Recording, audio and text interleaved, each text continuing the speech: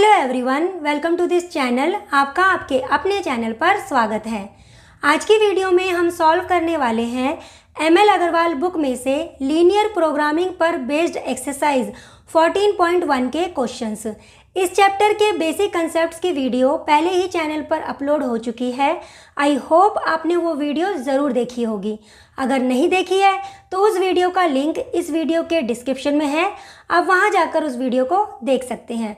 चलिए फिर वीडियो की शुरुआत करते हैं और एमएल अग्रवाल बुक में से एलपीपी पर बेस्ड एक्सरसाइज 14.1 के क्वेश्चन सॉल्व करते हैं। आइए एमएल अग्रवाल बुक में से 14.1 का फर्स्ट क्वेश्चन सॉल्व करते हैं। क्वेश्चन के according to tailors A and B earn ₹300 and ₹400 per day respectively. A can stitch 6 shirts and 4 pairs of trousers while B can stitch 10 shirts and 4 pairs of trousers per day. To find how many days should each of them work and if it is desired to produce at least 60 shirts and 32 pairs of trousers at a minimum labor cost, formulate this as an LPP. अब यहाँ पर question में क्या कहा गया है? Question के according दो टेलर्स हैं ए एंड बी। ए को जो लेबर कॉस्ट दी जाती है वो ₹300 दी जाती है और बी को लेबर कॉस्ट दी जाती है ₹400। ए एक दिन में 6 shirts and 4 pairs of trousers को स्टिच कर लेता है और टेलर बी जो है वो एक दिन में 10 shirts and 4 pairs of trousers को स्टिच करता है। अब हमसे कहा गया है कि अगर हमारी डिज़ायर ये है, हम चाहते हैं कि कम से कम 60 शर्ट्स बन जाए और 32 पेयर्स ऑफ ट्राउजर्स बन जाए, इसके लिए टेलर ए और टेलर बी को कितने दिन काम करना चाहिए कि हमारी लेबर कॉस्ट जो है वो मिनिमम आए, हमारी लेबर कॉस्ट जो है वो मिनिमम आए, राइट। तो चलिए क्वेश्चन में जो पहले हमें इंफॉर्मेशन दी हुई है उसको बोर्ड पर मेंशन कर लेते हैं। तो यहाँ क्वेश्चन के अकॉर्डिंग दो टेलर्स हैं, टेलर ए टेलर बी। टेलर ए एक दिन में 6 शर्ट्स को स्टिच करता है और टेलर बी एक दिन में 10 शर्ट्स को स्टिच करता है। क्वेश्चन में हमें ये दिया हुआ है, तो चलिए मेंशन करते हैं यहाँ पर। टेलर ए एक दिन में 6 शर्ट्स को स्टिच करता है और टेलर बी एक दिन में 10 शर्ट्स को स्टिच करता है। टेलर ए एक दिन में 4 पेयर्स ऑफ ट्राउजर्स को स्टिच करता है, तो यहाँ पर हम 4 लिख देते हैं। सेम ऐसे ही टेलर बी भी एक दिन में 4 पेयर्स ऑफ ट्राउजर्स को स्टिच करता है, तो यहाँ पर 4 लिख देते हैं, राइट। अब टेलर ए को कितनी लेबर कॉस्ट दी जाती है? एक दिन की ₹300, एक दिन की ₹300 और टेलर बी को एक दिन का लेबर कॉस्ट दिया जाता है ₹400, राइट। आगे और क्या कहा गया है क्वेश्चन में? क्वेश्चन के अकॉर्डिंग हमारी डिज़ायर ये है कि जो शर्ट्स हैं ना, शर्ट्स वो कम से कम 60 शर्ट्स बन जानी चाहिए। शर्ट्स जो हैं वो कम से कम 60 बन जानी चाहिए। तो शर्ट्स जो हैं वो कम से कम 60 बननी चाहिए और ट्राउजर्स जो हैं वो कम से कम 32 बनने चाहिए, इससे ज़्यादा बनेंगे तब भी कोई प्रॉब्लम नहीं है। तो इसके लिए टेलर ए और टेलर बी को कितने दिन काम करना चाहिए, राइट। कितने दिन काम करना चाहिए कि जो लेबर कॉस्ट है ना वो मिनिमम आनी चाहिए, ये हमें यहाँ पर प्रोग्राम डिज़ाइन करना है। चलिए अब करते हैं। मैंने आपको बताया था जब भी हम एलपीपी फॉर्मुलेट करते हैं, राइट, बेसिक कंसेप्ट की वीडियो मैंने आपको बताया था, जब भी हम एलपीपी का क्वेश्चन करते हैं तो उसमें हमें मेनली 3 चीज़ें निकालनी होती है, राइट। क्या क्या होती है वो? फर्स्ट है नॉन नेगेटिव रिस्ट्रिक्शंस निकालनी होती है कि उसमें नॉन नेगेटिव रिस्ट्रिक्शंस क्या है। सेकंड हमें निकालना होता है कंस्ट्रेंट्स, मतलब उसमें हमें क्या लिमिटेशंस दी हुई है, क्या बाउंडेशंस दी हुई है। और थर्ड हमें निकालना होता है ऑब्जेक्टिव फंक्शन, मतलब जिस चीज़ को हमें मैक्सिमम या मिनिमम दिखाना होता है उसको हम ऑब्जेक्टिव फंक्शन कहते हैं, राइट। तो हमें ये 3 चीज़ें निकालनी होती है। अब दिए हुए क्वेश्चन में भी हमें ये 3 चीज़ें ही निकालनी है। सबसे पहले बात करेंगे नॉन नेगेटिव रिस्ट्रिक्शंस की। तो इसके लिए देखिए, अब हमें निकालना क्या है? Minimum labour cost. हमसे कहा गया है कि टेलर ए कितने दिन काम करे, टेलर बी कितने दिन काम करे, कि हमें मिनिमम लेबर कॉस्ट देनी हो, राइट। तो हम मान लेते हैं कि टेलर ए जो है वो x डेज काम करेगा और टेलर बी जो है y डेज काम करेगा, राइट। हम ये मान लेते हैं। तो चलिए मान लेते हैं हम, let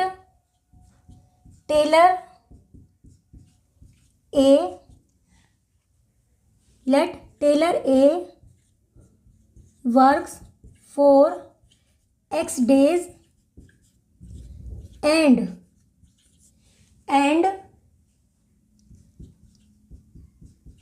Taylor B works for y days to complete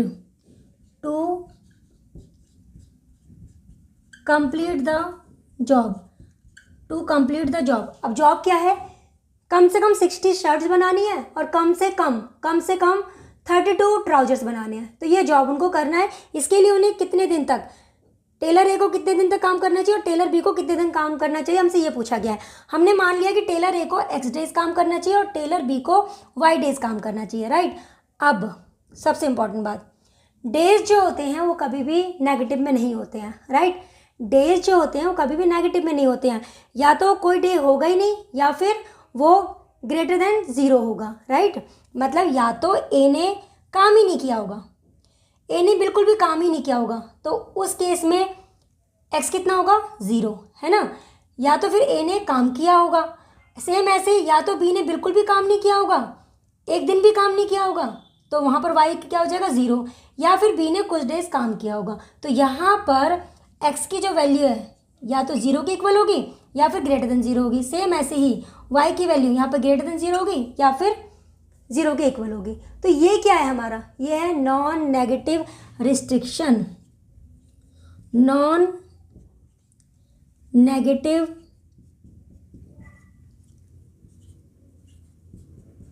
restrictions, तो ये लीजिए, ये हमने फर्स्ट निकाल दिया है नॉन नेगेटिव रिस्ट्रिक्शन, राइट। अब हमें क्या निकालना है, कंस्ट्रेंट्स। मतलब इस क्वेश्चन में हमारी लिमिटेशंस क्या है, देखिए टेलर ए जो है वो एक दिन में 6 शर्ट्स बनाता है, वो x डेज काम कर रहा है, तो x डेज में वो कितनी शर्ट्स बनाएगा, राइट। तो हम यहाँ पर कंस्ट्रेंट्स निकाल रहे हैं, कंस्ट्रेंट्स। चलिए अब हम कंस्ट्रेंट्स की बात कर रहे हैं, ठीक है। तो अब हमें क्या करना है, देखिए टेलर एक दिन में 6 शर्ट बनाता है, तो x डेज में कितनी शर्ट्स बनाएगा, 6x, right. Plus Taylor B एक दिन में 10 शर्ट्स बनाता है, टेलर बी एक दिन में 10 शर्ट्स बनाता है, तो y डेज में कितनी बनाएगा, 10y, राइट। ये आ गया हमारे पास नंबर ऑफ शर्ट्स जो दोनों मिलकर बनाएंगे, राइट। ये आ गया हमारे पास नंबर ऑफ शर्ट्स जो दोनों मिलकर बनाएंगे। लेकिन लिमिटेशन, बाउंडेशन, कंस्ट्रेंट क्या है कि ये जो नंबर ऑफ शर्ट्स है ना, ये कम से कम 60 होनी चाहिए। नंबर ऑफ शर्ट्स जो है कम से कम 60 होनी चाहिए, मतलब इसकी जो वैल्यू है ग्रेटर देन या फिर इक्वल टू 60 होना चाहिए, राइट। फिर से समझिए मैंने क्या कहा है, देखिए पहला कंस्टेंट लेते हैं शर्ट से। शर्ट में क्या बाउंडेशन है कि कम से कम 60 शर्ट्स होनी चाहिए। अगर टेलर ए एक दिन में 6 शर्ट बनाता है तो x डेज में कितना बनाएगा, 6x, राइट। प्लस टेलर भी एक दिन में 10 शर्ट्स बनाता है तो y डेज में कितनी बनाएगा, 10y। और ये नंबर ऑफ शर्ट्स, ये टोटल नंबर ऑफ शर्ट्स जो है ये या तो 60 होना चाहिए या 60 से ज़्यादा होनी चाहिए, या तो 60 होनी चाहिए या 60 ज़्यादा होना चाहिए, राइट। अच्छा, अब इसको हम और सिंपल कर सकते हैं ना, इसको और सिंपल कर लेते हैं। तो यहाँ पर आ जाएगा, इसको हम डिवाइड कर देते हैं 2 से, तो 3x plus 5y greater than equal to 30। हमने इसको 2 से डिवाइड कर दिया, राइट। तो ये आ गया हमारा पहला कंस्टेंट, ये हमारा पहला कंस्टेंट आ गया। अब सेकंड कंस्टेंट हमें कहाँ से मिलेगा, ट्राउजर से।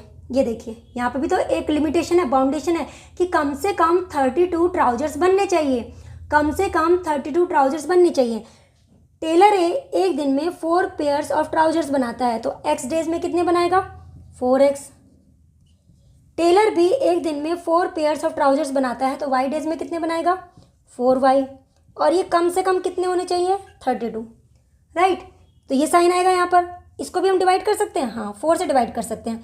तो यहाँ पर आ जाएगा x, यहाँ पर आ जाएगा y, और यहाँ पर वैल्यू आ जाएगी 8। ये आ गया हमारा सेकंड कंस्ट्रेंट। ये लीजिए, ये आ गया हमारे कंस्ट्रेंट, ये आ गया हमारे कंस्ट्रेंट। अब क्या रह गया? सिर्फ रह गया ऑब्जेक्टिव फंक्शन, जिसको हमें मैक्सिमम या मिनिमम दिखाना है। तो अब निकालते हैं ऑब्जेक्टिव फंक्शन, ठीक है। अब हमें ऑब्जेक्टिव फंक्शन निकालना है। तो हम मान लेते हैं हमारा ऑब्जेक्टिव फंक्शन है z। हमारा ऑब्जेक्टिव फंक्शन जो है वो है z, ठीक है। हमने मान लिया let z denote the total labour cost. हमने मान लिया टोटल लेबर कॉस्ट, z जो है वो टोटल लेबर कॉस्ट है, और इसी लेबर कॉस्ट को मुझे मिनिमम दिखाना है। अब हमें 60, कम से कम 60 शर्ट्स बनवाने के लिए और कम से कम 32 पेयर्स ऑफ ट्राउजर्स बनवाने के लिए हमें टेलर ए को एक दिन में 300 रुपीज़ देना पड़ता है, और टेलर बी को एक दिन में 400 रुपीज़ देना पड़ता है। तो x डेज के लिए हमें टेलर ए को कितने रुपीज़ देने पड़ेंगे? 300x, right. एक दिन का अगर उसका लेबर कॉस्ट 300 है तो x डेज का कितना होगा? 300x। और टेलर बी का एक दिन का लेबर कॉस्ट है 400, तो y डेज का कितना होगा? 400y, right. Total labour cost कितना हो गया? 300x प्लस में 400y। और ये जो वैल्यू आई है ना, ये मिनिमम होनी चाहिए, ये है कंडीशन, ये मिनिमम होनी चाहिए, हमें इसको मिनिमम दिखाना है, राइट। तो यहाँ पर z को हमने यही माना है। तो अब हम इसको कैसे लिख सकते हैं? देखिए अब इसको हम कैसे लिख सकते हैं?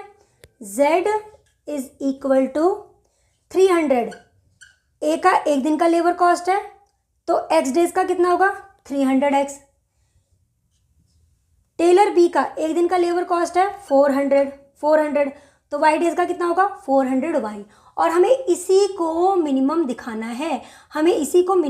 है, तो फाइनल आंसर क्या हुआ?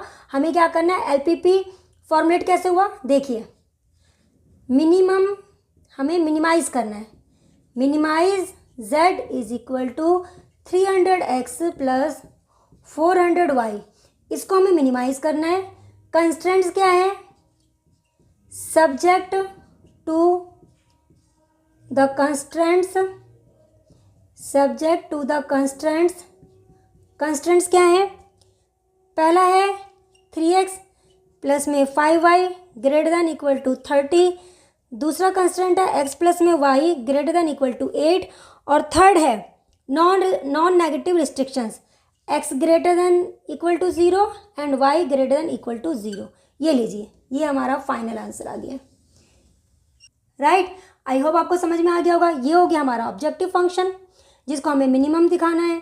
ये है हमारे कंस्ट्रेंट्स, और ये हमारे नॉन नेगेटिव रिस्ट्रिक्शंस, राइट। तो ये हो गया हमारा फर्स्ट क्वेश्चन। चलिए अब सेकंड क्वेश्चन सॉल्व करते हैं। आई होप आपको ये क्वेश्चन समझ में आ गया होगा। चलिए अब सेकंड क्वेश्चन को सॉल्व करते हैं। आइए अब सेकंड क्वेश्चन को सॉल्व करते हैं। सेकंड क्वेश्चन के according a small firm manufactures necklace and bracelets. The total number of necklaces and bracelets that it can handle per day is at most 24. It takes 1 hour to make a bracelet and half an hour to make a necklace. The maximum number of hours available per day is 16. If the profit on a necklace is rupees 100 and that on a bracelet is rupees 300, formulate an LPP for finding how many of each should be produced daily to maximize the profit. It being given that at least one each must be produced. अभी जो last line है ना, ये बहुत important है। It being given that at least one of each must be produced. अब देखिए question में क्या कहा गया है। क्वेश्चन के अकॉर्डिंग कोई फर्म है जो नेकलेस एंड ब्रेसलेट प्रोड्यूस करती है, राइट।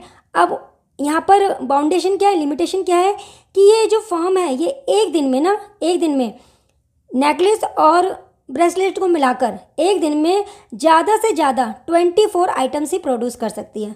मतलब दोनों को मिलाकर एक दिन में ये सिर्फ 24 आइटम्स को ही हैंडल कर सकते हैं, नेकलेस एंड ब्रेसलेट को मिलाकर। उसके बाद आगे कहा गया है कि ब्रेसलेट को बनाने में इसके बाद कहा गया है ब्रेसलेट को बनाने में 1 आवर का टाइम लगता है और नेकलेस को बनाने के ½ एन आवर का टाइम लगता है। ब्रेसलेट को बनाने में 1 आवर का टाइम लगता है और नेकलेस को बनाने में ½ एन आवर का टाइम लगता है और एक दिन में बस ये 16 घंटे ही काम करते हैं। मैक्सिमम आवर्स जो अवेलेबल है पर डे वो है 16 आवर्स। तो ये भी एक रिस्ट्रिक्शन है, राइट। पहली रिस्ट्रिक्शन क्या है आइटम्स की कि 24 से ज़्यादा आइटम्स नहीं बन सकते और दूसरी रिस्ट्रिक्शन क्या है 16 आवर्स से ज़्यादा काम नहीं हो सकता, राइट। उसके बाद हमें बताया हुआ है कि नेकलेस पे 100 रुपीज़ का प्रॉफिट होता है और ब्रेसलेट पर 300 रुपीज़ का प्रॉफिट होता है। अब हमसे कहा गया है कि एक दिन में कितने नेकलेस एंड कितने ब्रेसलेट बनाए जाए कि उनको मैक्सिमम प्रॉफिट हो, राइट। चलिए ये सारी इन्फॉर्मेशन को पहले बोर्ड पे लिखते हैं। देखिए क्वेश्चन में जो इन्फॉर्मेशन दी हुई है मैंने यहाँ पर बोर्ड पर मेंशन कर दिया है। क्वेश्चन के अकॉर्डिंग नेकलेस एंड ब्रेसलेट दोनों को मिलाकर टोटल आइटम जो है वो 24 से ज़्यादा नहीं होने चाहिए, 24 से ज़्यादा नहीं होने चाहिए, 24 या 24 से कम होने चाहिए। सेम ऐसे ही दोनों को बनाने का जो मैक्सिमम टाइम है, मतलब एक दिन में फर्म के पास जो मैक्सिमम टाइम है वो 16 आवर्स है। इससे ज़्यादा टाइम अवेलेबल नहीं है नेकलेस और ब्रेसलेट को बनाने के लिए। नेकलेस का टाइम, एक नेकलेस को बनाने में ½ आवर का टाइम लगता है, एक ब्रेसलेट को बनाने में 1 आवर का टाइम लगता है। एक नेकलेस के ऊपर प्रॉफिट होता है 100 रुपीज़ का और एक ब्रेसलेट के ऊपर प्रॉफिट होता है 300 रुपीज़ का।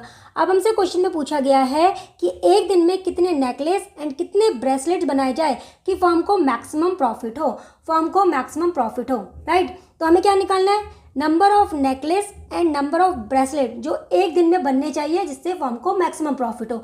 तो अब यहाँ पर LPP फॉर्मुलेट करने के लिए हमें 3 चीज़ें चाहिए, एक नॉन नेगेटिव रिस्ट्रिक्शंस, दूसरा कंस्ट्रेंट्स और थर्ड चाहिए हमें ऑब्जेक्टिव फंक्शंस, राइट। तो चलिए क्वेश्चन को सॉल्व करते हैं। तो हम मान लेते हैं let x number of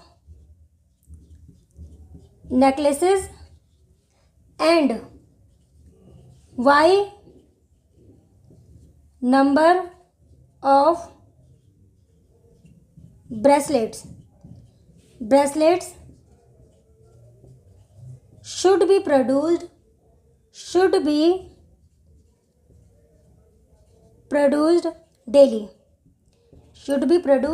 daily to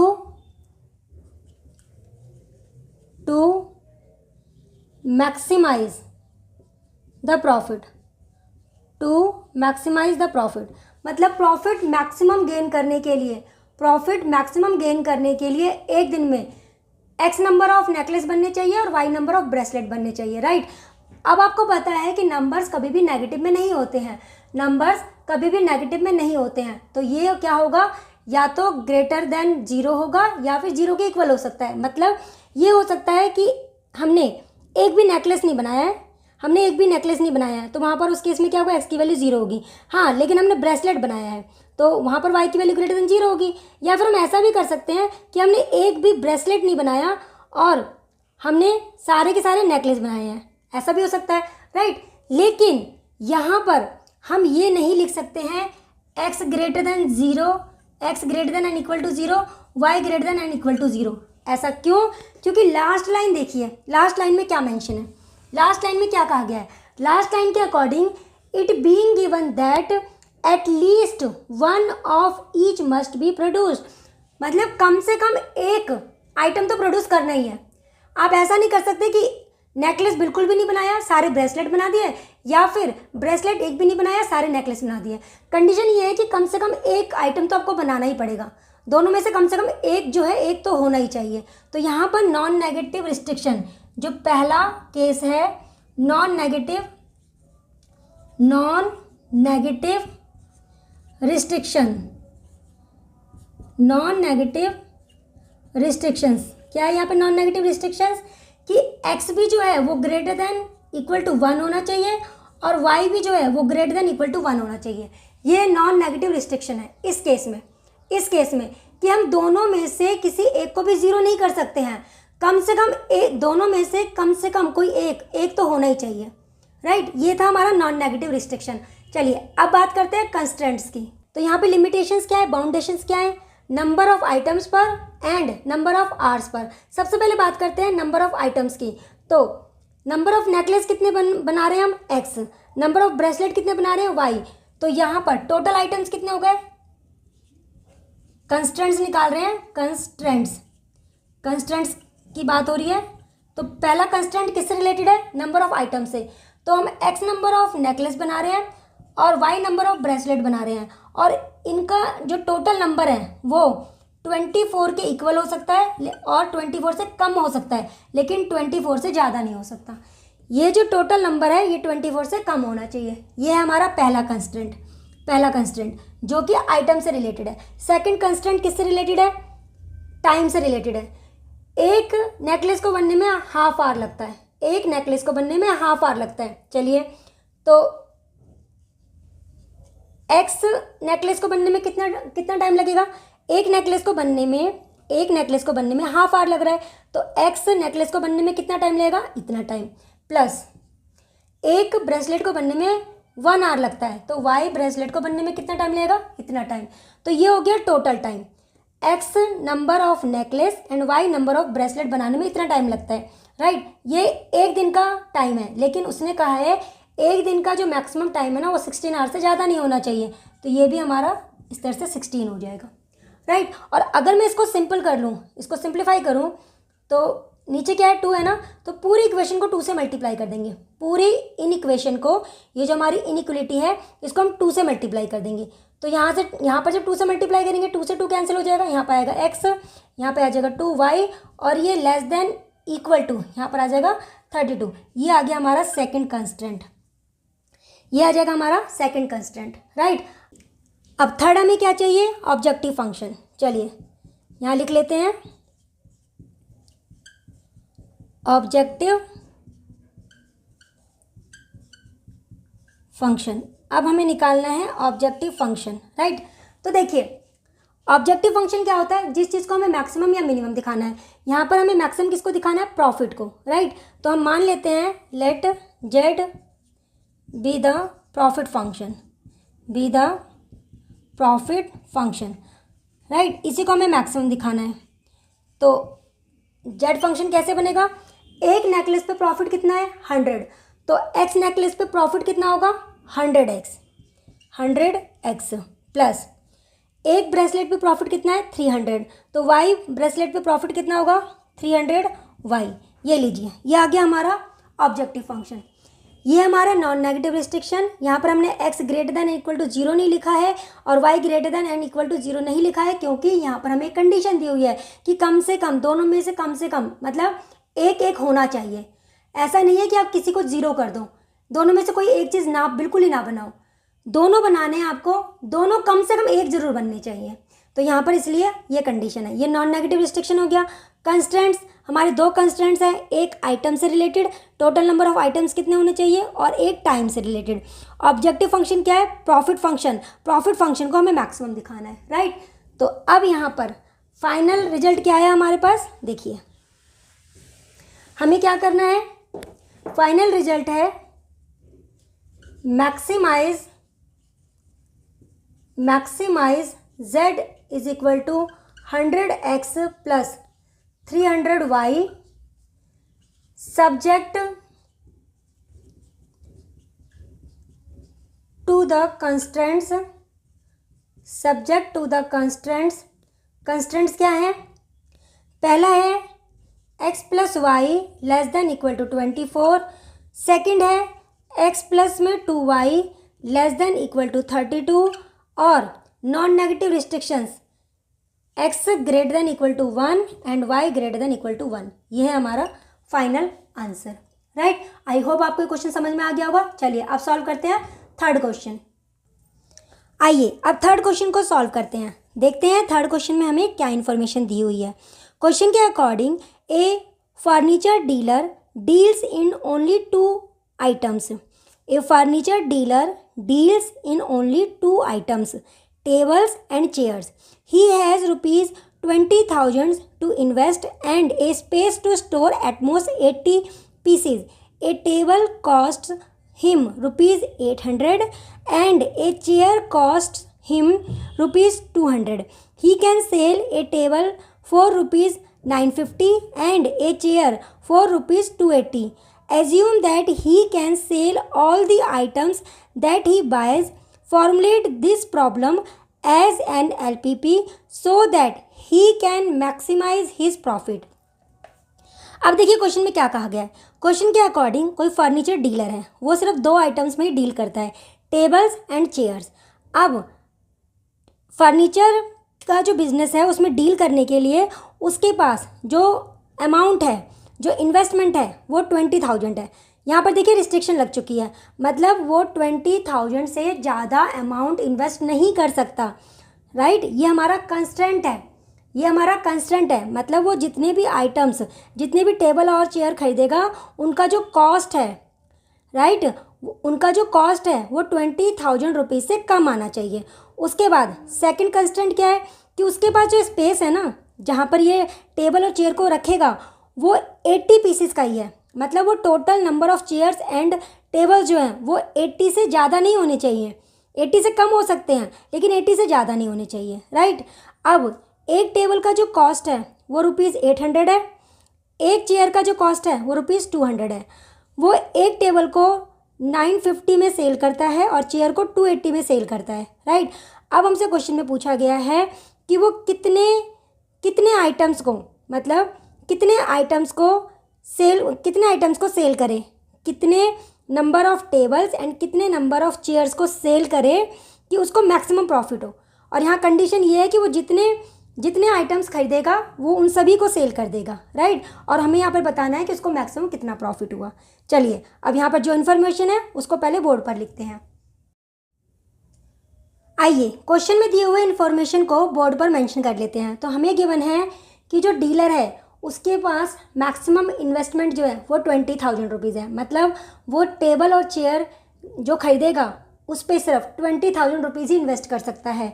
और उसके पास जो स्पेस है, मैक्सिमम स्पेस, वो सिर्फ 80 आइटम्स के लिए है. राइट, अब यहाँ पर हमें गिवन है कि CP ऑफ टेबल, एक टेबल का जो CP है वो हमें दिया हुआ है रुपीज़ 800 और SP ऑफ टेबल, एक टेबल का जो SP है, मतलब सेलिंग प्राइस जो है वो रुपीज़ 950 है, 950. राइट, तो यहाँ से हम निकाल सकते हैं प्रॉफिट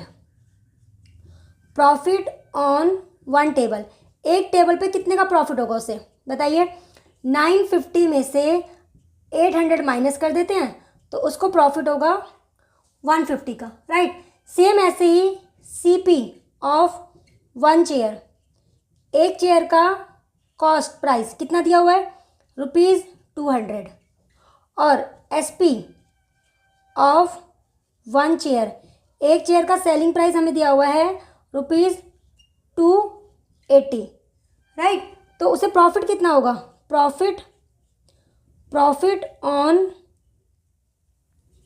वन चेयर, एक चेयर पे जिसका प्रॉफिट होगा वो कितना होगा, 280 में से आपने 200 को माइनस कर दिया तो प्रॉफिट होगा रुपीज़ 80 का. राइट, तो जो हमें इन्फॉर्मेशन गिवन थी हमने यहाँ पर मेंशन कर लिया. अब क्वेश्चन में बोला गया है कि जो डीलर है वो कितने नंबर ऑफ़ चेयर्स एंड कितने नंबर ऑफ़ टेबल्स खरीदे कि उसको मैक्सिमम प्रॉफिट होना चाहिए इन गिवन कंस्ट्रेंट्स के साथ. राइट, चलिए तो सॉल्व करते हैं. तो मान लेते हैं let x be the number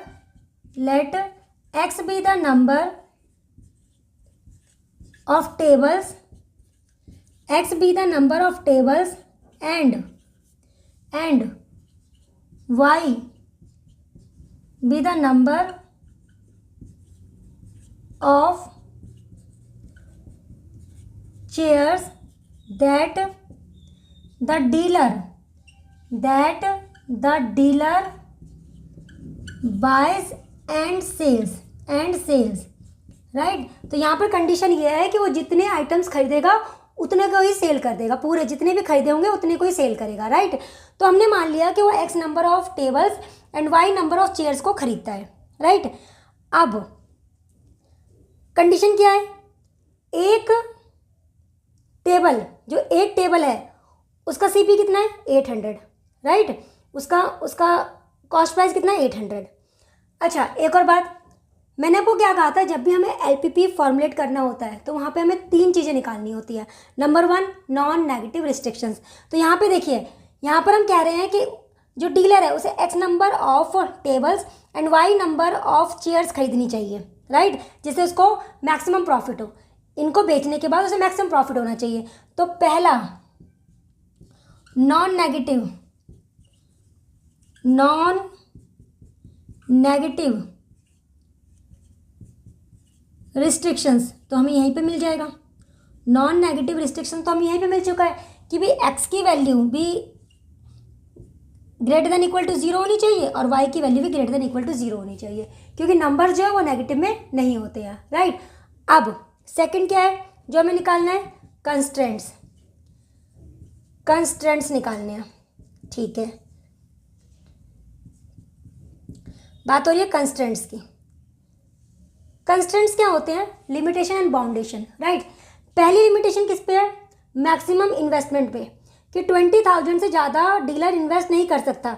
अगर एक टेबल का कॉस्ट 800 है और उसने एक्स टेबल्स खरीदे हैं तो उसने टेबल पे कितना इन्वेस्ट किया 800x, टेबल पे कितना इन्वेस्ट किया 800x, राइट। चलिए अब देखते हैं उसने चेयर पे कितना इन्वेस्ट किया। चेयर का कॉस्ट प्राइस कितना है, एक चेयर का 200, कितने नंबर ऑफ चेयर्स खरीदे हैं वाई, तो इसका मतलब उसने चेयर पे इतना इन्वेस्ट किया है। तो ये जो इन्वेस्टमेंट की है ना उसने X number of tables and Y number of chairs खरीदने के लिए, उसने जो इन्वेस्टमेंट की है ये इन्वेस्टमेंट ना 20,000 के इक्वल या 20,000 से कम होनी चाहिए, 20,000 के इक्वल या 20,000 से कम होनी चाहिए, ये है कंडीशन, राइट। अब इसको सिंपल कर ले, तो इसको अगर मैं डिवाइड कर दूँ 200 से, अगर मैं इस पूरे इसको 200 से डिवाइड कर दूँ तो यहाँ पर आ जाएगा 4x प्लस वाई और यहाँ पर आ जाएगा हमारे पास 100। ये पहला कंस्ट्रेंट आ गया, ये आ गया हमारा पहला कंस्ट्रेंट। किससे रिलेटेड है, इन्वेस्टमेंट से रिलेटेड। किससे रिलेटेड है, इन्वेस्टमेंट से रिलेटेड। सेकंड कंस्ट्रेंट किससे रिलेटेड है, मैक्सिमम स्पेस। उसके पास जो गोडाउन है, मतलब जो जगह है, जो स्पेस है, वो सिर्फ 80 आइटम्स, मतलब चेयर एंड टेबल्स को मिलाकर सिर्फ 80 आइटम्स ही रख सकता है, इससे ज़्यादा नहीं। तो इसका मतलब जो उसने X number of tables and Y numbers of chair खरीदे होंगे ये 80 के इक्वल होंगे या फिर 80 से कम होंगे। 80 से ज़्यादा नहीं हो सकते ना, क्योंकि 80 से ज़्यादा होंगे तो उसे बाहर रखना पड़ेगा, उसके पास स्पेस ही इतने का है। तो सेकंड कंस्ट्रेंट हमारा ये हो गया सेकंड कंस्ट्रेंट। बस 2 में लिमिटेशन थी ना, और तो कोई लिमिटेशन नहीं है। तो हमने नॉन नेगेटिव रिस्ट्रिक्शंस भी निकाल लिया है, कंस्ट्रेंट्स भी निकाल लिया है। अब निकालना है ऑब्जेक्टिव फंक्शन। ऑब्जेक्टिव फंक्शन मतलब प्रॉफिट फंक्शन है ना, प्रॉफिट फंक्शन। चलिए तो सॉल्व करते हैं। तो यहाँ पर इसको इरेज करते हैं, राइट।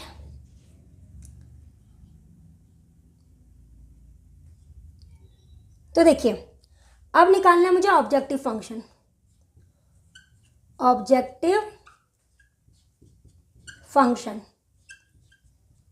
राइट, मतलब मुझे z निकालना है। ऑब्जेक्टिव फंक्शन मतलब z निकालना है, तो ये हमें प्रॉफिट फंक्शन है ये, राइट।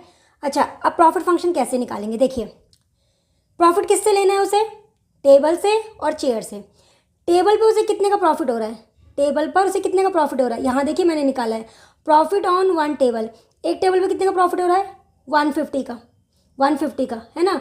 तो एक्स टेबल पर उसे कितना प्रॉफिट होगा, अगर एक टेबल पर 150 का प्रॉफिट हो रहा है तो एक्स टेबल पे कितने का प्रॉफिट होगा 150x प्लस, अगर एक चेयर पे उसे प्रॉफिट हो रहा है 80 रुपीज़ का, तो इसका मतलब वाई चेयर पे कितने का प्रॉफिट होगा 80y।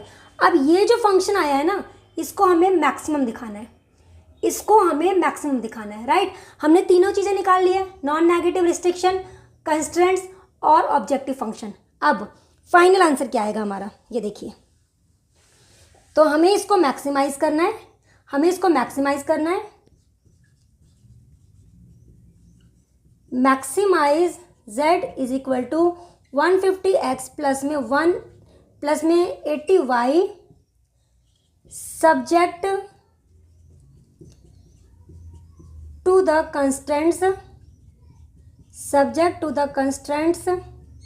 कंस्ट्रेंट्स क्या है?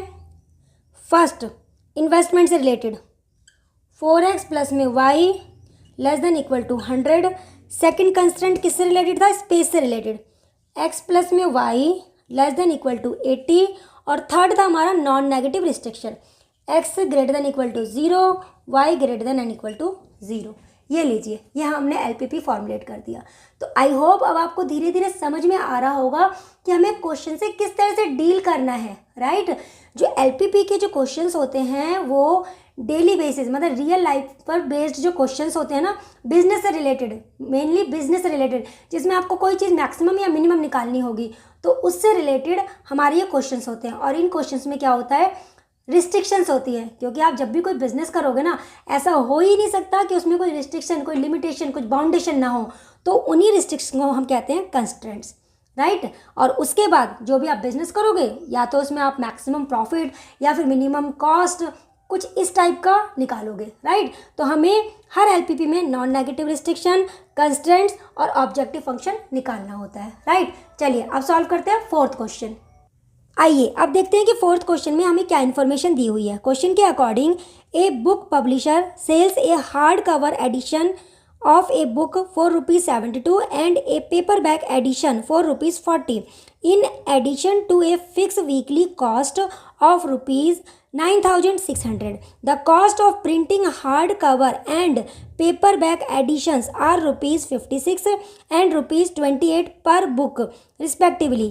Each edition requires 5 minutes on the printing machine, whereas hardcover binding takes 10 minutes and paperback takes 2 minutes on the binding machine. The printing machine and the binding machine are available for 80 hours each week. Formulate the linear programming problem to maximize the publisher's profit. अब देखिए, ये जो question है ये CBSE sample paper 2023 का है। Question में information क्या दी हुई है? क्वेश्चन के अकॉर्डिंग एक बुक पब्लिशर है, वो हार्ड कवर वाली जो बुक है, हार्ड कवर एडिशन वाली जो बुक है, उसको 72 रुपीज़ में सेल करता है, और पेपर बैक एडिशन वाली जो बुक है उसको 40 रुपीज़ में सेल करता है। अब इस सब मैनेजमेंट में उसने मान लीजिए कि किसी को हायर किया होगा, या ट्रांसपोर्टेशन का खर्चा मान लीजिए, उसका वीकली जो कॉस्ट आता है ना, उसका वीकली कॉस्ट वो है 9,600, राइट। एक हार्ड कवर बुक का जो कॉस्ट है वो 56 रुपीज़ है, और एक पेपर बैक बुक का जो कॉस्ट है वो 28 रुपीज़ है। अब आगे क्या कहा गया है? ईच एडिशन रिक्वायर्स, मतलब हार्ड कवर वाली जो बुक है और जो पेपर बैक वाली जो बुक है, दोनों को 5 मिनट्स लगते हैं प्रिंटिंग मशीन में। और उसके बाद जब इनकी बाइंडिंग की जाती है, तो जो हार्ड कवर वाली जो बुक है उसको लगते हैं 10 मिनट्स, और जो पेपर बैक वाली जो बुक है उसको लगते हैं 2 मिनट्स। तो बाइंडिंग मशीन में हार्ड कवर वाली बुक को लगते हैं 10 मिनट्स, और पेपर बैक वाली जो बुक है उसको लगते हैं 2 मिनट्स। और दोनों मशीन, प्रिंटिंग मशीन और बाइंडिंग मशीन, दोनों मशीन वीक में कितना काम करती है? 80 आवर्स। दोनों मशीन 80 आवर्स ही काम करती है। ये वीक का हमें दिया हुआ है। अब हमें यहाँ पर LPP फॉर्मुलेट करना है। तो आई होप आपको क्वेश्चन समझ में आ गया होगा। चलिए दिए हुए इन्फॉर्मेशन को बोर्ड पे लिखते हैं। अब देखिए क्वेश्चन में क्या कहा गया है? हार्ड कवर वाली एक बुक है, पेपर कवर वाली बुक है, 2 बुक है। अब इनके बारे में क्या इन्फॉर्मेशन दिया हुआ है? हार्ड कवर वाली जो एक बुक है उसका सेलिंग प्राइस है ₹72, राइट। और इसका जो कॉस्ट प्राइस है वो है ₹56। पेपर बैक वाली जो बुक है इसका सेलिंग प्राइस है ₹40, और इसका कॉस्ट प्राइस है ₹28। तो यहाँ से हम एक बुक का प्रॉफिट निकाल सकते हैं, एक बुक का प्रॉफिट। तो यहाँ पे जब हम माइनस करेंगे तो इसका प्रॉफिट कितना आ जाएगा, इसका प्रॉफिट आ जाएगा ₹16। 72 में से आप 56 को माइनस कर दीजिए तो एक हार्ड कवर बुक पर जो प्रॉफिट है, जो पब्लिशर का जो प्रॉफिट है वो है ₹16। और पेपर बैग वाली बुक पे उसका प्रॉफिट कितना होगा, 40 में से 28 माइनस कर देते हैं, ₹12, राइट। तो यहाँ पर हार्ड कवर बुक जो है उसका एक पर जो पब्लिशर है उसको प्रॉफिट हो रहा है ₹16 का, और पेपर बैक बुक पर एक बुक पर उसको प्रॉफिट हो रहा है 12 का, राइट। अब आगे यहाँ पर हमें दिया हुआ है कि एक हार्ड कवर वाली जो बुक है वो प्रिंटिंग मशीन में कितना टाइम लेती है, प्रिंटिंग टाइम, इसका प्रिंटिंग टाइम है 5 मिनट्स। और सेम ऐसे ही पेपर बैक बुक जो है इसका प्रिंटिंग टाइम है 5 मिनट्स, राइट। चलिए ये तो हो गया प्रिंटिंग टाइम। अब बात करते हैं बाइंडिंग टाइम। बाइंडिंग टाइम, तो बाइंडिंग टाइम कितना है, हार्ड कवर वाली जो बुक है उसको लगते हैं 10 मिनट्स, और पेपर बैक वाली जो बुक है उसको लगते हैं 2 मिनट्स, राइट। आई होप इतना आपको समझ में आ गया होगा। अच्छा, अब मैक्सिमम प्रिंटिंग टाइम कितना है, मैक्सिमम प्रिंटिंग टाइम कितना है, मैक्सिमम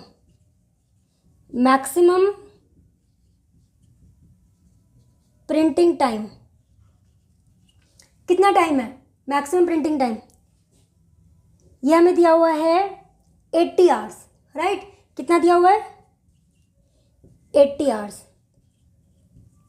अब ध्यान से समझिए, यहाँ पर मुझे 80 आवर्स दिया हुआ है, लेकिन मुझे तो यहाँ पे सारी जो वैल्यूज़ है वो मिनट में दी हुई है, तो इसको भी मुझे मिनट में चेंज करना होगा। तो ये कितना हो जाएगा, 80 इंटू में 60, ये हो जाएगा 4800 मिनट्स, राइट। चलिए ये हो गया मैक्सिमम प्रिंटिंग टाइम। अब हमें क्या निकालना है, हमें क्या दिया हुआ है, मैक्सिमम बाइंडिंग टाइम भी दिया हुआ है, बाइंडिंग टाइम ये भी हमें इतना ही दिया हुआ है, तो ये भी हमारा 4800 मिनट इतना हो जाएगा, राइट। अब हमें निकालनी है 3 चीज़ें। कौन कौन सी 3 चीज़ें, non negative restriction, constraints and objective function. सबसे पहले बात करते हैं नॉन नेगेटिव रिस्ट्रिक्शन की। उसके लिए हमें क्या करना पड़ेगा, जो हमसे क्वेश्चन में पूछा गया है, क्या पूछा गया है कि कितने number of hand cover books and कितने number of paperback books होने चाहिए जिससे कि मैक्सिमम प्रॉफिट हो, राइट। तो मान लेते हैं let x be the number of hard cover book and y be the number of paper back books, right. तो x नंबर हमने मान लिया हार्ड कवर बुक्स है और y हमने मान लिया पेपर कवर बुक्स है। तो यहाँ पर हमारा आ जाएगा non negative restrictions, non negative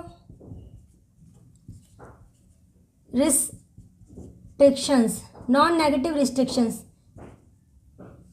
पहले तो हमें यही निकालना होता है, राइट। तो नॉन नेगेटिव रिस्ट्रिक्शन क्या होगा, x greater than 0 greater than and equal to 0 and y greater than and equal to 0। ये आ गया हमारा नॉन नेगेटिव रिस्ट्रिक्शन। अब हमें निकालना है कंस्ट्रेंट्स। चलिए अब बात करते हैं कंस्ट्रेंट्स की। तो कंस्ट्रेंट्स कैसे निकालेंगे, यहाँ पर हमें कंडीशंस क्या दी हुई है, क्या बाउंडेशन दी हुई है, प्रिंटिंग टाइम की बाउंडेशन दी हुई है ना, और बाइंडिंग टाइम की बाउंडेशन दी हुई है। प्रिंटिंग टाइम की बात करते हैं पहले। हार्ड कवर वाली बुक, एक बुक को 5 मिनट लगते हैं, हार्ड कवर वाली बुक को, है ना, एक बुक को 5 मिनट लगते हैं, और पेपर बैक वाली एक बुक को 5 मिनट लगते हैं। तो यहाँ पर पहली जो कंस्ट्रेंट होगा वो किससे रिलेटेड होगा, printing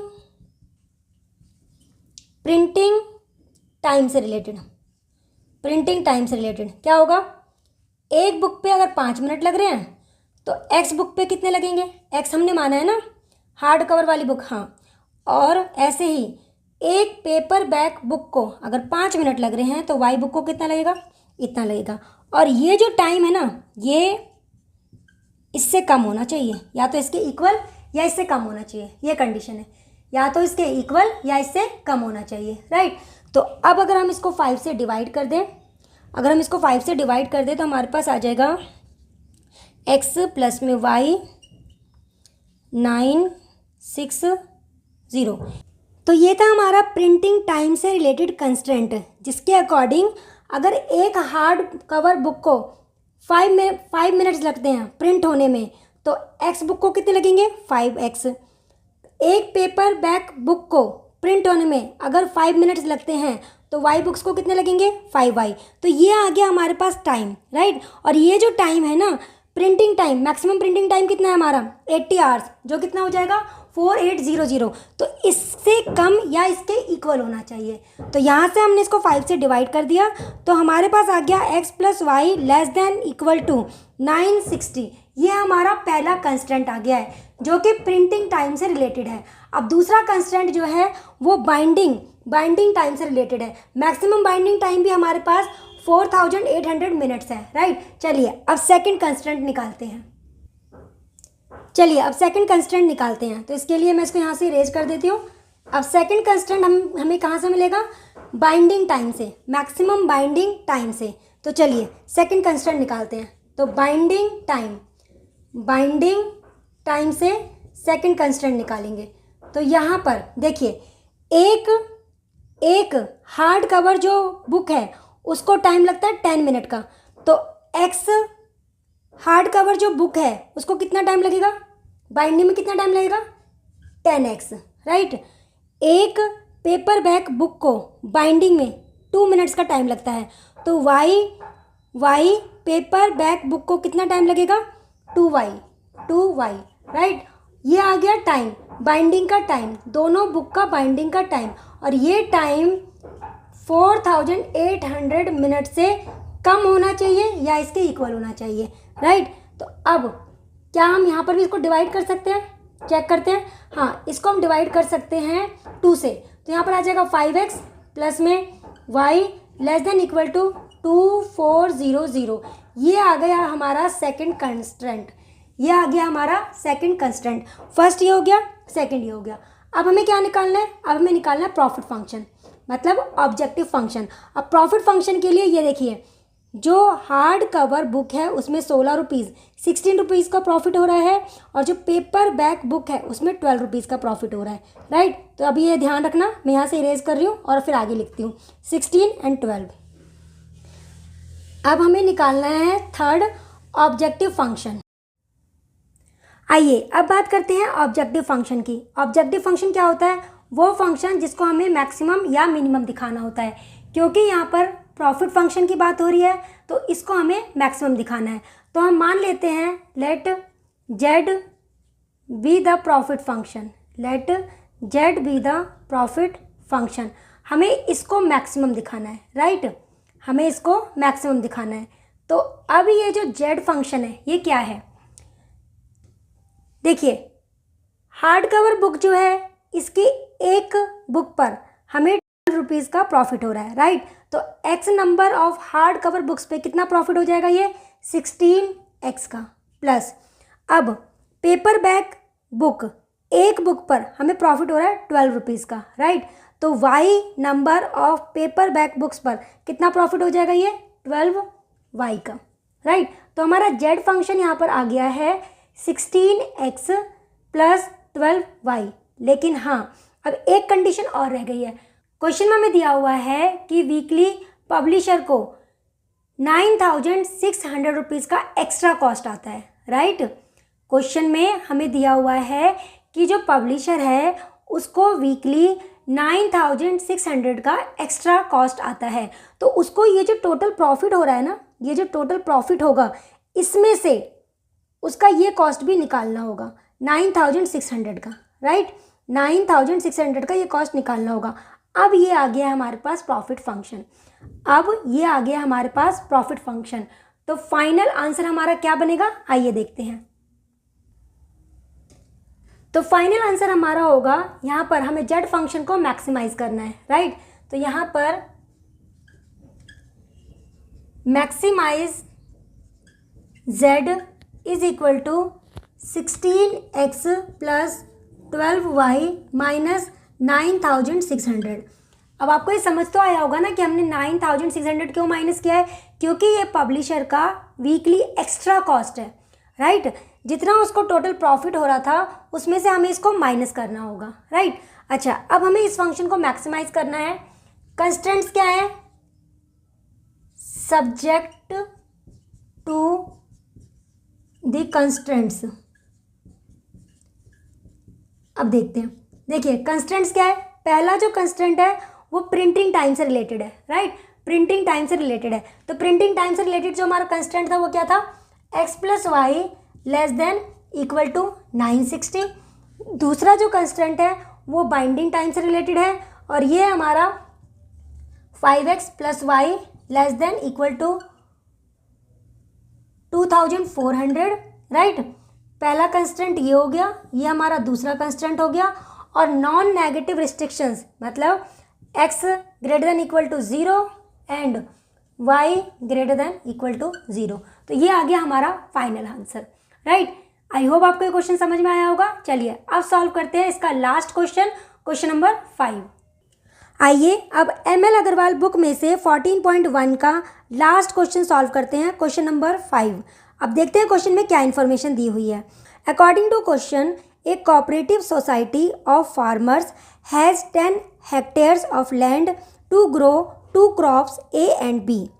To control weeds, pesticides has to be used for crops A and B at the rate of 30 grams per hectare and 15 grams per hectare respectively. Further, not more than 750 grams of pesticide should be used. The profit from crops A and B per hectare are estimated as rupees 8,000 and rupees 9,500. Formulate the above problem as LPP in order to allocate land to each crop for maximum total profit. अब ये question भी देखिए CBSE sample paper 2024 का है। चलिए देखते हैं question में क्या इन्फॉर्मेशन दी हुई है। क्वेश्चन के अकॉर्डिंग कोई कोऑपरेटिव सोसाइटी है फार्मर्स की, उनके पास टोटल जो लैंड है ना वो 10 हेक्टेयर्स की है। उनके पास जो टोटल ज़मीन है, टोटल लैंड जो है वो 10 हेक्टेयर्स की है, और इसी 10 हेक्टेयर्स में उन्हें 2 टाइप्स के क्रॉप्स मतलब 2 टाइप की फसलें उगानी है, A एंड B। आगे कंडीशन दी हुई है कि A और B जो क्रॉप्स है इनको वीड से बचाने के लिए, मतलब जो वीड्स मतलब जो खरपतवार मतलब जो जंगली पौधे होते हैं, राइट, जंगली पौधों से बचाने के लिए पेस्टिसाइड्स यूज़ किया जा रहा है। अब ए जो है क्रॉप ए के लिए 30 ग्राम पर हेक्टेयर, क्रॉप ए के लिए 30 grams per hectare pesticide use किया जा रहा है, और क्रॉप बी के लिए 15 grams per hectare pesticide use किया जा रहा है।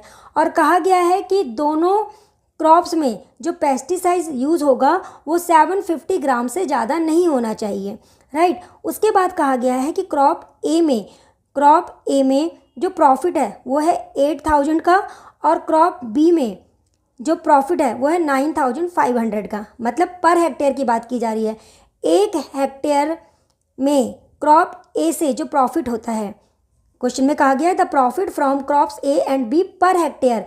1 हेक्टेयर में क्रॉप ए से जो प्रॉफिट हो रहा है वो हो रहा है 8,000 रुपीज़ का, और 1 हेक्टेयर में क्रॉप बी से जो प्रॉफिट हो रहा है वो हो रहा है 9,500 का।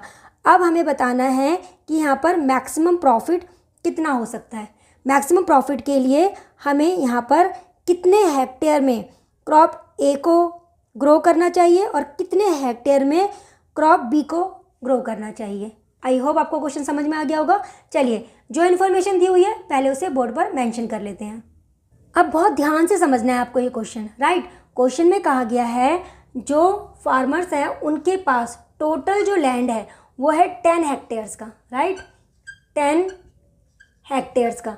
अब इस 10 हेक्टेयर्स में ही हमें क्रॉप ए इसको भी ग्रो करना है और क्रॉप बी इसको भी ग्रो करना है। तो अब हमें ये देखना होगा कि इस 10 हेक्टेयर में से कितने हेक्टेयर्स क्रॉप ए को अलोकेट किया जाए और कितने हेक्टेयर्स क्रॉप बी को एलोकेट किया जाए, राइट। फिर से समझिए मैंने क्या कहा है। देखिए, जो कोऑपरेटिव सोसाइटी है फार्मर्स की, उनके पास टोटल 10 हेक्टेयर्स ज़मीन है, 10 हेक्टेयर्स लैंड है। अब इसी 10 हेक्टेयर्स में हमें 2 टाइप्स के क्रॉप्स फसलें उगानी हैं, एक है क्रॉप ए, एक है क्रॉप बी। अब हमसे पूछा गया है कि इस 10 हेक्टेयर में से कितने हेक्टेयर्स क्रॉप ए को अलोकेट किया जाए और कितने हेक्टेयर्स क्रॉप बी को अलोकेट किया जाए कि इनको मैक्सिमम प्रॉफिट होना चाहिए, राइट। हम मान लेते हैं कि एक्स हेक्टेयर जो है ना, एक्स हेक्टेयर ये क्रॉप ए को अलोकेट किया गया है और वाई हेक्टेयर जो है ये क्रॉप बी को अलोकेट किया गया है, राइट। तो यहाँ पर हमने मान लिया एक्स हेक्टेयर जो है ये क्रॉप ए को और वाई हेक्टेयर जो है ये क्रॉप बी को, राइट। अच्छा, अब इसने क्या कहा है कि 30 ग्राम पर हेक्टेयर पेस्टिसाइड क्रॉप ए के लिए लिया गया है, राइट।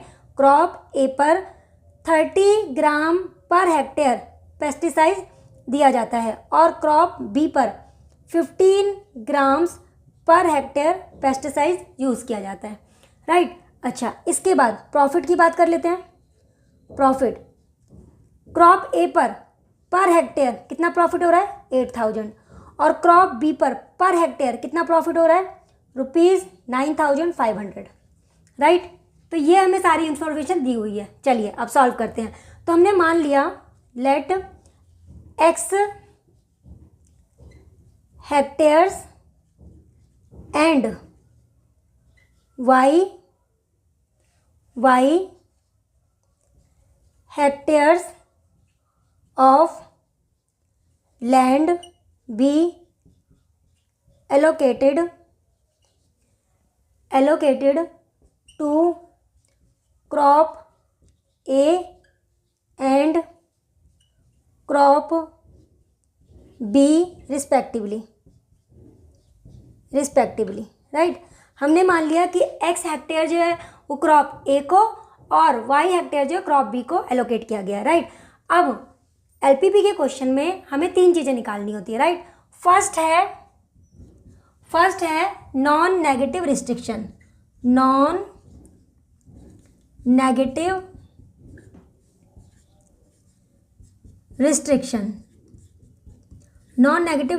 राइट। तो नॉन नेगेटिव रिस्ट्रिक्शन यहाँ पे क्या होगा कि ये जो हेक्टेयर्स है ना, एक्स और वाई ये नेगेटिव में नहीं हो सकते। तो यहाँ पर x greater than and equal to 0 and y greater than and equal to 0। तो ये हो गया नॉन नेगेटिव रिस्ट्रिक्शन। अब बात करते हैं कंस्ट्रेंट्स की। अब ये जो कंस्ट्रेंट्स का मतलब क्या है, रिस्ट्रिक्शन। अब यहाँ पर रिस्ट्रिक्शन किस किस चीज़ की है, एक तो ये कि जो लैंड है ना वो हमारे पास 10 हेक्टेयर ही है, जो लैंड है वो हमारे पास 10 हेक्टेयर से इससे ज़्यादा नहीं है। तो क्रॉप ए को x हेक्टेयर्स ज़मीन दी गई है, क्रॉप बी को y हेक्टेयर्स ज़मीन दी गई है और ये जो टोटल जो ज़मीन है, टोटल जो लैंड है ये 10 हेक्टेयर्स या इससे कम होनी चाहिए, 10 हेक्टेयर्स या इससे कम होनी चाहिए, राइट। ये हो गया पहला कंस्ट्रेंट, राइट, ज़मीन से रिलेटेड। दूसरा क्या है, दूसरा उन्होंने ये बोला है कि 750 ग्राम से ज़्यादा पेस्टिसाइड यूज़ नहीं करना है। टोटल जो पेस्टिसाइड है वो 750 ग्राम्स है, राइट। क्रॉप ए के एक हेक्टेयर पे 30 ग्राम पेस्टिसाइड्स यूज़ किया जा रहा है। क्रॉप ए को कितने हेक्टेयर ज़मीन मिली है, एक्स हेक्टेयर, राइट। एक हेक्टेयर पे अगर 30 ग्राम यूज़ किया जा रहा है, एक हेक्टेयर पे अगर 30 ग्राम यूज़ किया जा रहा है तो एक्स हेक्टेयर पे कितना यूज़ होगा, 30x, राइट, 30x ग्राम। अच्छा, अब क्रॉप बी के लिए पर हेक्टेयर 15 ग्राम पेस्टिसाइड दिया गया है, राइट। क्रॉप बी कितने हेक्टेयर में उगाया जा रहा है, कितने हेक्टेयर में ग्रो किया जा रहा है, y हेक्टेयर पे। अगर 1 हेक्टेयर पे 15 ग्राम्स है तो y हेक्टेयर पे कितना हो जाएगा, 15y ग्राम्स, राइट। और ये जो पेस्टिसाइड्स की क्वांटिटी है, ये जो पेस्टिसाइड्स की क्वांटिटी है ये 750 ग्राम से कम या इसके इक्वल हो सकती है। ये हो गया हमारा सेकंड कंस्ट्रेंट, राइट। ये हमारी लिमिटेशन थी, तो हमने नॉन नेगेटिव रिस्ट्रिक्शन भी निकाल लिया है और कंस्ट्रेंट्स भी निकाल लिया है। अब हमारा थर्ड रह गया objective function. Objective function, right. Objective function मतलब जिस चीज़ को हमें मैक्सिमम या मिनिमम दिखाना है, जिस चीज़ को हमें मैक्सिमम या मिनिमम दिखाना है। तो मान लेते हैं let Z be the profit function, z be the profit function, right. चलिए, अब वो ये कहता है कि 1 हेक्टेयर पे क्रॉप ए से ₹8,000 का प्रॉफिट हो रहा है। एक ही हेक्टेयर से, सिर्फ 1 हेक्टेयर से क्रॉप ए से 8,000 का प्रॉफिट हो रहा है। तो एक्स हेक्टेयर से कितना प्रॉफिट होगा? 8,000x प्लस क्रॉप बी से 1 हेक्टेयर से 9,500 रुपीज़ का प्रॉफिट हो रहा है। तो वाई हेक्टेयर से कितना होगा? 9,500y।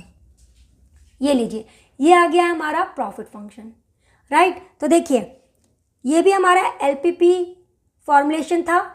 इसमें हमने क्या किया, ये हमारे पास इंफॉर्मेशन थी, इससे रिलेटेड हमें इसमें 3 चीज़ें निकालनी थी, नॉन नेगेटिव रिस्ट्रिक्शन, कंस्ट्रेंट्स और ऑब्जेक्टिव फंक्शन। इसमें कंस्ट्रेंट्स किससे रिलेटेड था? जितनी ज़मीन थी वो लिमिटेड थी 10 हेक्टेयर्स, और जो पेस्टिसाइड्स यूज़ किया जा रहा था वो भी लिमिटेड था 750 ग्राम्स, राइट। तो आई होप अब आपको समझ में आ गया होगा कि हम एलपीपी कैसे फॉर्मुलेट करते हैं, राइट। 5 क्वेश्चंस थे इस एक्सरसाइज में, हमने पाँचों के पाँचों क्वेश्चन सॉल्व कर लिए हैं। आई होप आज की वीडियो में मैंने जितने भी क्वेश्चंस आपको समझाए हैं वो आपको अच्छे से समझ आए होंगे। फिर भी आपका कोई डाउट हो तो आप कमेंट बॉक्स में कमेंट करके पूछ सकते हैं। अगर आपको ये वीडियो अच्छी लगे तो प्लीज़ वीडियो को लाइक करना, शेयर करना और चैनल को सब्सक्राइब कर लेना। तो चलिए फिर मिलते हैं नेक्स्ट वीडियो में, तब तक के लिए bye, take care and thanks for watching.